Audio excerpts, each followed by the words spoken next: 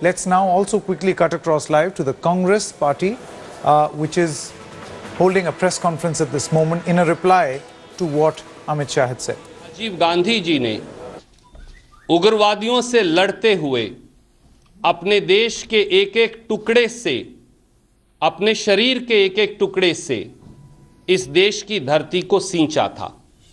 हम उस गौरवमय संगठन के वंशज हैं जिनके मुख्यमंत्री सरदार बेन सिंह ने अपने शरीर के हजारों टुकड़ों से पंजाब की और देश की एकता और अखंडता को सींचा था।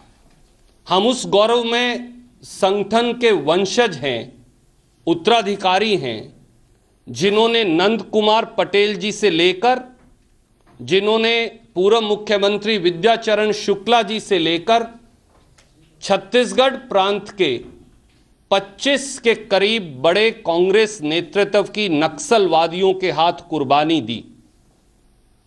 हम उस गौरवमय संगठन के वंशज हैं जिनके कार्यकर्ताओं ने स्वतंत्रता संग्राम में और स्वतंत्रता संग्राम के बाद इस देश पर हंसते हंसते अपनी जान न्योछावर की, जिन्होंने कभी उंगली कटाकर रक्त की एक बूंद भी इस धरती माता को नहीं दी, और जो केवल जिनका इतिहास राष्ट्र प्रेम में केवल तिहाड़ जेल काट कर आने का है अपराधों में, आज वो हमें राष्ट्रभक्ति की नसीहत दे रहे हैं। ये अपने आप में एक क्रूर मजाक इस देश के स्वतंत्रता संग्राम में और देश के स्वतंत्रता के बाद लड़ने वाले लोगों का है।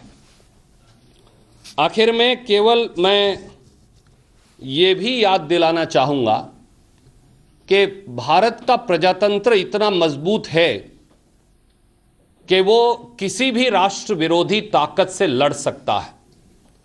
अगर हमारा संविधान, प्रजातंत्र में हमारा विश्वास, मौलिक अधिकारों में हमारा विश्वास और दुश्मन को भी संपूर्ण न्याय देने का हमारा विश्वास अटूट ना होता, तो फिर अफजल गुरु जी को हम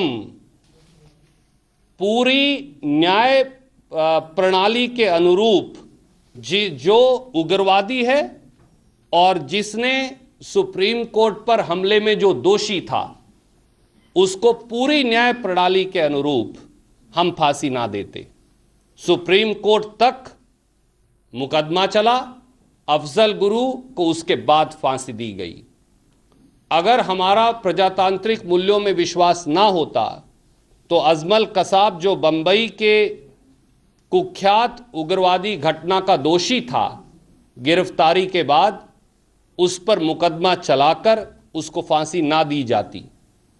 ये इस देश के प्रजातांत्रिक मूल्यों का अटूट विश्वास है कि हम अपने विरोधी और दुश्मन को भी समानता, न्याय और कानूनी प्रक्रिया के अनुरूप जो सजा मिलती है वो उसको देते हैं। माननीय कांग्रेस उपाध्यक्ष, और मेरी बात खत्म करने से पहले मैं ये कहना चाहूँगा, वो लोग जो आज इल्ज़ामात लगा रहे हैं, भारतीय राष्ट्रीय कांग्रेस ने इस मंच से सदैव राष्ट्र विरोधी नारे लगाने वालों का खंडन और विरोध किया और उनके खिलाफ कानूनी कार्रवाई की मांग की, और आप इस बात के गवाह हैं। All right, BJP President Amit Shah has hit out at the Congress party in general for supporting anti-national elements in JNU, and this was a press conference by the Congress to reply to that particular comment. Now, Congress, he has said, Amit Shah, let's repeat what Amit Shah has said. He has said, and I quote, Congress is so distraught by its fledgling electoral prospects that it cannot decide on how to play the part of a responsible political party, unquote. It goes on to add that Rahul Gandhi is going to show his support to JNU students, showing that he does not know the difference between nationalistic and anti-national elements. The blog also criticizes Rahul Gandhi for saying that the Modi government resembles Hitler's era. Shah counters that the closest resemblance of Hitler's era in India has been the emergency which was imposed by former Prime Minister Indira Gandhi. Sources are saying that prima facie it appears that DU Professor S.A.R. Gilani encouraged anti-India slogan, shouting The statement of another professor, Ali Javed, points to two things. Gilani lied about the nature of debate and